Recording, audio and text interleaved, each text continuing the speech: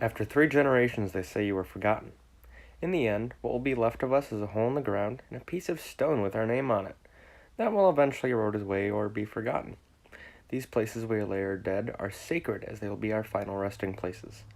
Even without religion, you want to be taken care of after your life is past. So in this presentation, I will go over the found history of these plots with help from the research of Mateo and Owen.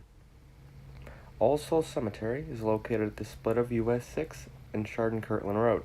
Chef Boyardee, the man famous for Italian food in a can, lies in Chardon, Ohio. Who would have known? In All Souls Cemetery, his body lies along with thousands of others. Peter Tomick, who was a veteran of the Second World War, who was killed at Pearl Harbor, also lies in the Chardon Cemetery. Lastly, my grandmother lies in this cemetery. Another thing, the woods that surround the cemetery hold many paths that lead deep in the woods. If you feel like exploring, don't stray off. You may fall in this ravine. It's a very big ravine. It's huge. Just behind the old Hamden Elementary, there's another cemetery.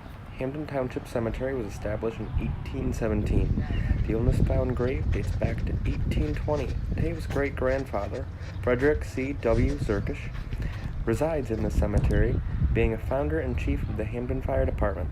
Sorry for the mispronunciation. This family all died in like a year. 1923, 1922. Ryder Cemetery is the one in our very own backyard, next to Chardon Middle School. This was the plot where the Ryder family buried their dead. The site was chosen after the original site was proven unsafe. Benjamin Ryder's wife, after being buried on the original site, had her body snatched. The location was chosen due to it being the backyard of the Ryder house. So like many founders' families, they buried their family on their own land, with the last Ryder descendant to lie in that land passing in 1955.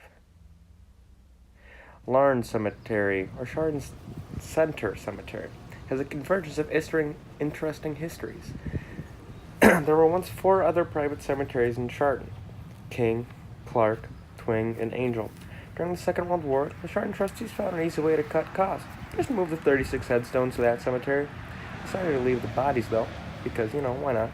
In King, they brought the stones back, yet they didn't know where the bodies were, except maybe they were in the back on a small knoll. King was the only cemetery that the stones were returned to. Angel had the only valid excuse, being that the cemetery has disappeared into the Chagrin River. As far as they know, the bodies are gone. Makes it easy.